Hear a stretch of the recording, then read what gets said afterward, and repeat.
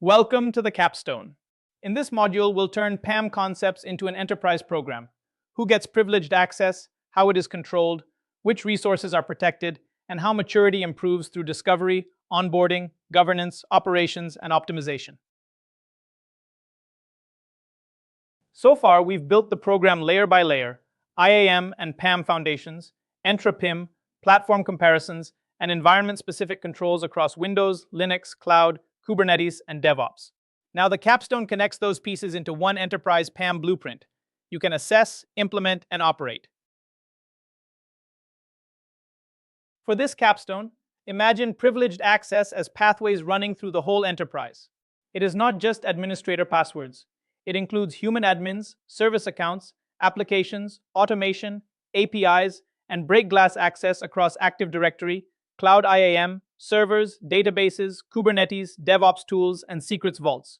A strong PAM design discovers those paths, secures and governs them, monitors activity, and produces audit evidence. The challenge is balancing tight control with fast operations and resilient recovery. Your outcome is a practical architecture and an operating roadmap. Discovery is where a PAM program becomes real. Start by finding every form of privilege, not just named administrators. Include domain, local, cloud, database, and application admins, as well as shared accounts that often hide ownership. Then look for machine privilege, service accounts, API keys, SSH keys, certificates, automation accounts, and CI/CD secrets. For each item, capture where the credential lives, how it is used, who owns it, and whether rotation is happening. Use multiple evidence sources because no single directory or tool sees the whole enterprise. Once discovery gives you the inventory, the next question is sequence. Not every privileged account carries the same risk. Begin with Tier 0 assets and the identity control plane. Because there can become compromise everywhere. Domain controllers, identity providers, global admins, and PAM admins. Then score each account or system using consistent factors: privilege level, exposure, lateral movement potential, credential reuse, regulatory scope, and business impact. Pay special attention to toxic combinations, such as standing admin rights with weak MFA and no logging. The score turns inventory into an onboarding plan and gives executives a defensible view of risk reduction. Privileged access breaks down when ownership is vague. Every shared account, service account, cloud role, Kubernetes role, secret, and critical system needs a named owner, not just a team mailbox. The business owner decides whether access is justified. The technical owner understands how the asset operates. Security and IAM define controls. PAM operations handle vaulting, rotation, and provisioning. Audit or compliance confirms evidence and exceptions. This model supports the full lifecycle: request, approve, provision, review, remediate, and revoke. When an incident or emergency access request occurs, clear ownership turns confusion into fast, defensible action. Treat PAM onboarding as a controlled journey, not a big bang deployment. First, discover privileged accounts and prioritize the ones that create the most risk: domain admins, cloud global admins, root, break glass, and shared admin credentials. Then stabilize those accounts with clear ownership, pilot groups, rollback plans, and communications. Next, vault and rotate credentials, expanding into infrastructure, databases, network devices, SaaS, Kubernetes, and DevOps pipelines. As coverage grows, add session monitoring, least privilege, and just-in-time access. Finally, automate secrets and governance, so PAM becomes a repeatable operating model. Enterprise PAM works like a control system around privileged action.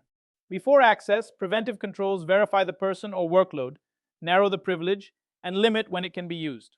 During access, detective controls capture sessions, commands, alerts, and evidence for oversight. After access, corrective controls rotate credentials, terminate risky sessions, revoke rights, and support incident response. The key is consistency across data centers, cloud, Kubernetes, DevOps pipelines, third parties, and emergency access. PAM is not just a vault.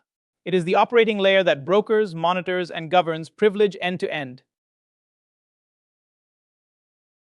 These controls form a closed loop. The vault removes shared passwords from the environment and becomes a policy enforcement point.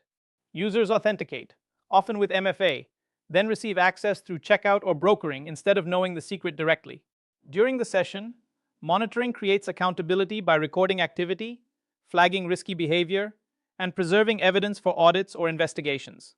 For higher risk systems, controls may include command filtering, keystroke logging, screen recording, or live termination. When the work is complete, rotation breaks reuse. Rotate after use, on schedule, after termination, and whenever compromise is suspected.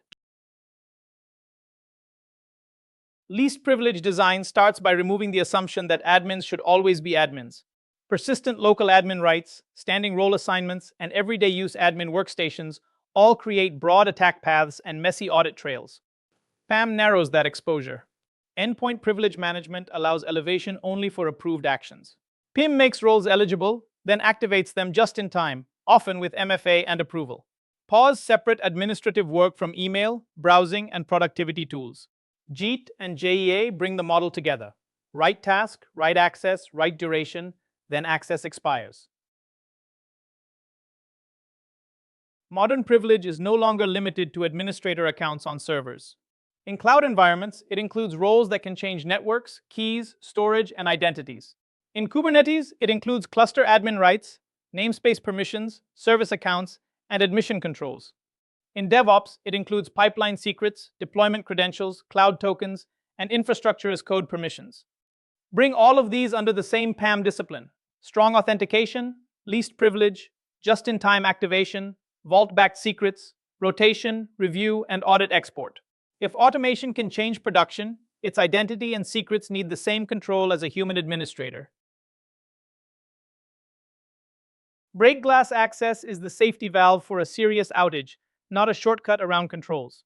If the identity provider is down and administrators cannot reach cloud or PAM consoles, the process starts by confirming the incident and authorizing emergency use. A designated person retrieves the protected credential, uses it only for recovery, and keeps monitoring and audit trails active where possible. These accounts should avoid dependencies that might fail during the outage, but they still need strong authentication, secure storage, and limited distribution. Afterwards, rotate the credential, document actions, and review the use like an incident. PAM succeeds when it becomes an operating model, not just a vault implementation. Every privileged access activity needs an owner, a workflow, and a control point. Define who sponsors the program, who administers the platform, who approves access, and who responds when something breaks. Standardize the lifecycle as well: request, approval, provisioning, rotation, review, exception, and removal. Governance keeps the model alive by reviewing risk, incidents, exceptions, roadmap progress, and audit findings. The practical test is simple. If a high-risk access event occurs, everyone should know the process, the decision rights, and the evidence required. A mature PAM program is managed with evidence, not assumptions. KPIs show whether core controls are working: accounts vaulted, rotations succeeding, MFA enforced, sessions recorded, and standing access reduced. CRIs show where risk is building, such as stale accounts, failed rotations, excessive approvals, break glass use, orphan secrets, or unmanaged admins. Those same records become audit evidence for reviews, approvals, exceptions, sessions, and credential changes. The value is the improvement loop. Measure, analyze, prioritize, and fix the highest risk gaps first, then report progress in business terms. You've now connected the major PAM building blocks into a program blueprint. Start by discovering privileged access, assigning ownership, and prioritizing risk. Then layer in strong controls, monitoring, governance, evidence, and continuous improvement. Your next step is to apply this model in assessments, planning, platform decisions, audits, and maturity roadmaps that reduce risk and strengthen accountability.